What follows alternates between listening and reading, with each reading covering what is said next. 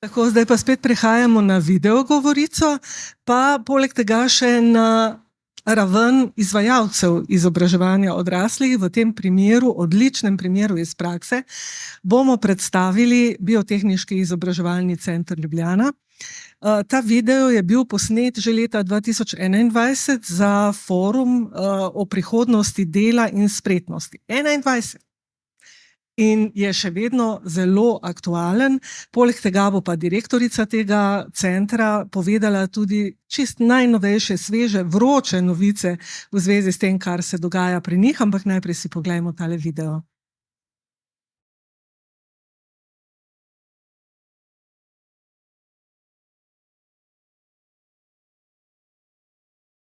Biotehniški izobraževalni center Ljubljana je izobraževalna institucija, ki deluje v poklicnem in strokovnem izobraževanju na srednje in višješolski stopnji ter je danes eden izmed 10 največjih šolskih centrov v Sloveniji. V okviru srednješolskih in višješolskih izobraževalnih programov omogočamo dijakom, študentom in odraslim udeležencem, da poleg splošnih pridobijo najsodobnejša strokovna znanja in kompetence s področja živilstva in prehrane, veterine, biotehnologije, naravovarstva ter gostinstva in turizma. Izobraževanje in vse naše aktivnosti ter razvoj poteka v smeri vzpostavitve najboljšega modela izobraževanja na naših strokovnih področjih. Ta temelji na vzpostavitvi realnega učnega okolja že v času šolanja oziroma študija pri nas. Sem vodja šolske turistične agencije in pa mentor praktičnega izobraževanja na področju turizma. Prihajam iz gospodarstva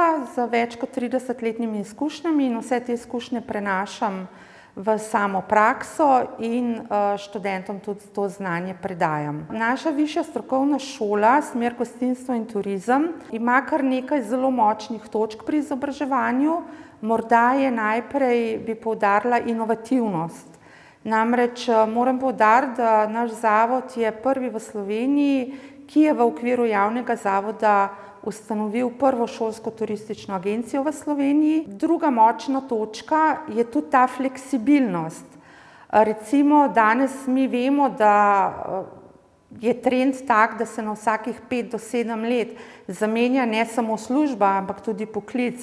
Vemo tudi za podatek, da leta 2040 bo že vsak drugi zaposleni samozaposleni. Zato jih mi pripravljamo, da se znajo zelo hitro prilagoditi različnim situacijam in da razmišljajo tudi out of box, se pravi, da hitro najdejo poslovne rešitve, druge rešitve, dajo morda kakšne ideje. Seveda brez digitalizacije danes ne gre, se pravi, postajamo digitalna, zelena, trajna družba in tudi na tem področju študente izobražujemo na te tematike. Poleg tega smo pa tudi stalno v stiku z gospodarstvom, sledimo spremembam in se tako lahko hitro prilagodimo tem novim trendom, ki so v družbi in pa tudi v turizmu. Potem dajemo poudarek tudi multidisciplinarnosti, kar pomeni, da pripravljamo študente na več različnih poklicev v okviru gostinstva in turizma. In trenutno bi vam lahko iz glave naštela vsaj 20 različnih poklicev, ki jih naši študentje po zaključku samega študija lahko upravljajo. Dodala bi pa še to, da vse to dosežemo, to iniciativnost, potem multidisciplinarnost, fleksibilnost, pa študenti vzpodbujamo, da sodelujejo v raznih projektih na tekmovanjih, tako slovenskih kot mednarodnih tekmovanjih, in pa da jih tudi zelo praktično usposabljamo na terenu. S šolsko trgovino, kruharije in cukrnije, centrom kulinarike in turizma Kult 316, s šolsko restavracijo in kavarno, prvo šolsko mikropivovarno, prvo šolsko turistično agencijo, prvo šolsko veterinarsko ambulanto, omogočamo dijakom, študentom ter odraslim udeležencem vrhunske pogoje za pridobivanje praktičnih veščin in spretnosti v realnem učnem okolju in v skladu s potrebami gospodarstva. V sklopu Biotehniškega izobraževalnega centra Ljubljana deluje tudi kavarna in restavracija Kult 316. Ker želimo poslovati trajnostno, se povezujemo z lokalnimi dobavitelji. Kot primer lahko navedem, da naš vodja kuhinje dnevno obišče bližnjega pridelovalca sadja in zelenjave, kjer preveri razpoložljivost posameznih živil. Ta živila seveda kasneje umešča v jedilnike naše restauracije. Poleg trajnosti pa se mi zdi zelo pomembna tudi inovativnost. V Centru kulinarike in turizma Kult 316 imamo prvo šolsko mikropivovarno, kjer pripravljamo svoja piva. Kot primer inovativnosti lahko navedem, da pri varjenju piva stranski produkt uporabimo za pripravo novega izdelka. Ta izdelek so testenine s pivskimi tropinami. Na ta način bodrimo naše dijake in študente, da so trajnostno naravnani in razmišljajo inovativno. Na ta način spodbujamo njihovo inovativnost in ustvarjalnost. Del praktičnega izobraževanja naši dijaki in študenti opravijo tudi v podjetjih. V svojo restauracijo sprejemamo praktično vse študente, od prvega do zadnjega. Najbolj pomembno je, da imajo voljo in ljubezen do tega poklica, katerega so si zamislili, ne bo to kuhar ali natakar. Mi smo zelo veseli, da kogarkoli kaj novega naučimo. Še bolj smo veseli, če kakšen od teh oseb slučajno kakšno svojo restauracijo odpre, ker to je za naš spol dvojni plus in mi bomo zmeri delali na temu, da se izobražujejo mlajše kadre. Za v bodoče bo sigurno zelo potrebno veliko vzdržljivosti, zato ker gostinstvo ni najlepši ali pa kako bi rekel, najlažji posel, ki se ga lahko greš, je kar treba biti vzdržljiv, seveda tudi prepričljiv s svojim znanjem in zato je treba skozi nekako delati. Se mi zdi, da ne več zato lahko vsak posameznik zase naredi, ker pač v šoli se marsikaj navadiš, ampak najbolj pa pomemben pol tisto, kar se v nadaljevanju, kako se sam za to pobrigaš, kako se obrneš in pa na splošno sama iniciativa je tukaj zelo pomembna. Zdaj, mlade spodbujati je najbolj pomemben preko takih sistemov, kot so recimo dobre restauracije ali pa recimo tudi skozi kakšne obiske raznih kmetij, pridelovalcev in pa na splošno, da znajo začeti ceniti slovenske proizvajalce, slovensko podeželje, kako bi rekel, in pa vsak enkrat to pristnost začuti, mislim, da tukaj ne more iti nič narobe. Pridobivanje teh znanj poteka v sodelovanju s podjetji z namenom kakovostnega praktičnega izobraževanja. V podjetjih usposabljamo mentorje našim dijakom in študentom. Sodelovanje s podjetji pa posebej v zadnjih letih močno presega le izvajanje praktičnega dela izobraževanja in na to sodelovanje smo res ponosni. V okviru različnih projektov, velikokrat financirani iz evropskih sredstev, z delodajalci razvijamo nove programe usposabljanja za njihove zaposlene. Naj navedem primer.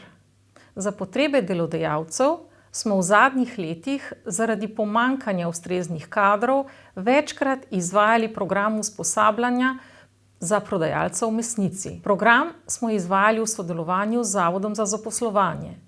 In kar je pohvalno, vsi udeleženci so takoj po končanem programu dobili tudi zaposlitev. Veseli smo, da številne pobude za sodelovanje prihajajo iz podjetij. Vključeni smo v skupne projekte, strokovnjake iz podjetij vključujemo tudi v izobraževalni proces. Ta sodelovanja nam omogočajo, da izvajanje naših programov poteka v skladu z aktualnimi potrebami po novih znanjih in kompetencah na trgu dela. Prav zdaj se denimo dogovarjamo, kako bi lahko pri praktičnem izobraževanju študentov gostinstva preizkušali strežnega robota. Na Višji strokovni šoli BIC Ljubljana sem dobil ključno znanje, ki mi pomaga pri dnevnem opravljanju mojega dela. Predavatelji so v meni videli potencial in so me povabili, da sodelujem na mednarodnih in domačih tekmovanjih. Na teh tekmovanjih sem pokazal svojo strokovno sposobnost in pa sposobnost za komuniciranje. S tem pa sem pridobil še dodatno samozavest, ki mi pomaga pri olajšanju mojega dela. Trendi v gostinstvu in turizmu se spreminjajo, trenutno najbolj aktualno so torej lokalne sestavine in pa trajnost. Te trende smo pa pridobili na vajah kuharstva in strežbe, kjer smo gostili mednarodne in domače šefe. Pandemija je pripomogla k temu, da se je pojavil trend self-service, vendar bo kljub temu pri vrhunski kulinariki strežno osebje ključno pri zadovoljstvu naših gostov. V zadnjih letih v Sloveniji in v Evropi spoznavamo, da moramo poklicnemu in strokovnemu izobraževanju nameniti več pozornosti. Potrebujemo kakovostno, prepoznavno in privlačno poklicno izobraževanje. Potrebujemo odlične učitelje. Učitelje, ki imajo aktualna strokovna znanja, se stalno usposabljajo in sledijo spremembam in razvoju v stroki ter stalno razvijajo svoje kompetence. Veliko lahko k temu prispevamo šole v tesnem sodelovanju s podjetji ter tudi zbornicami. Pomembno je, da gradimo na primerih dobrih praks, ki jih imamo pri nas in tudi v tujini. Obiskujem smer gostinstvo in turizem in ker sem že po naravi zelo komunikativen in radoveden, so me pri praktičnem pouku mentorji in tudi predavatelji povabili k sodelovanju. Tako sem vodil podelitev diplom, hkrati pa sem odšel tudi na nekaj ekskurzij kot spremljevalec s študenti. Za piko na i pa sem dodal še tekmovanje v turistični destinaciji, ker sem moral uporabiti vse znanje in inovativnost, da sem lahko konkuriral konkurenci. Glavni trendi v turizmu gredo v smer digitalizacije in pa trajnostnega turizma in zato je potrebno nenehno izpopolnjevanje in pridobivanje novega znanja. Menim, da sem sam sposoben priti do več konkurenčnih poklicev in da zlahka lahko konkuriram, predvsem na podlagi pridobljenega znanja, ki so mi ga ponudili mentorji in tudi predavatelji na šoli. Vse znanje, ki sem ga pridobil na tej šoli, sem sedaj lahko mirno in dobro uporabil tudi, ko sem se prijavil za stevarda na letalski družbi, kjer sedaj pričenjam šolanje. Da imam dobro podlago za naprej, so krivi predvsem moji predavatelji in pa tudi mentori ter aktivnosti, ki smo jih imeli pri šolanju v teh letih, ki sem jih opravil tu na BIC Ljubljana. Pomemben del k razvoju pa lahko in mora prispevati resorno ministrstvo, s tem, da prepozna pomen poklicnega in strokovnega izobraževanja in zanj ustvarja ustrezne materialne in kadrovske pogoje za delovanje in razvoj teh šol.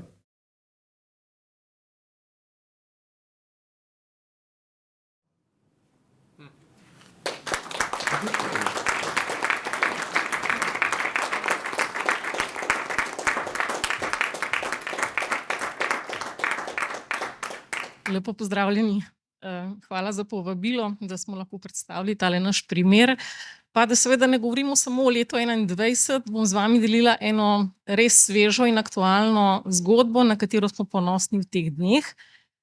Pa prosim za še prikaz tega. Namreč razvijamo spretnosti naših študentov in dijakov in odraslih udeležencev vsak dan. In tale zgodba, ki jo želim zdaj opisati, je vezana na en natečaj nase izpred par mesecev, ko smo se odzvali povabilu, da pravzaprav, zakaj pa ne bi mi kot šola poskusili narediti en izdelek, ki bi morebiti, če bi zmagal v tekmovanju, ga jedli astronavti v vesolju. In tako je prišlo do sodelovanja naših študentov živilstva in prehrane ter študentov gostinstva in turizma, vsak po 2 iz vsakega programa, za 2 mentorjema, zelo nadobudnima in skupaj so par mesecev ustvarjali eno jed, seveda tam so stroge zahteve in velike omejitve, kaj lahko, in pripravili so ješprenj z dimljenim tofujem, orehi in suhimi hruškami. In v polfinale so se uvrstili še skupaj s 4 šolami iz Evrope. Seveda, da so kandidirali z vsemi iz celega sveta na tem nasilnem tekmovanju. In komaj smo čakali, da bo izbor se končal, da bojo morda prišli v finale. No in res par tednov nazaj smo dobili veselo novico, da smo se uvrstili v finale, torej med 10 najboljših šol, med katerimi smo edino mi iz Evrope, vseh ostalih 9 je iz Amerike.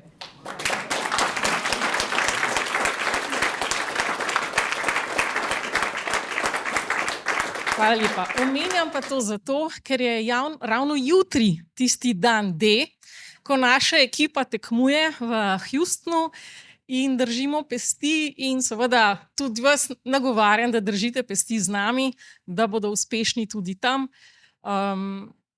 in da seveda nadaljujemo s takimi aktivnostmi in spodbujamo. Verjamem, da naši študenti izjemno veliko odnesejo od takega tekmovanja. Tako da, to je to.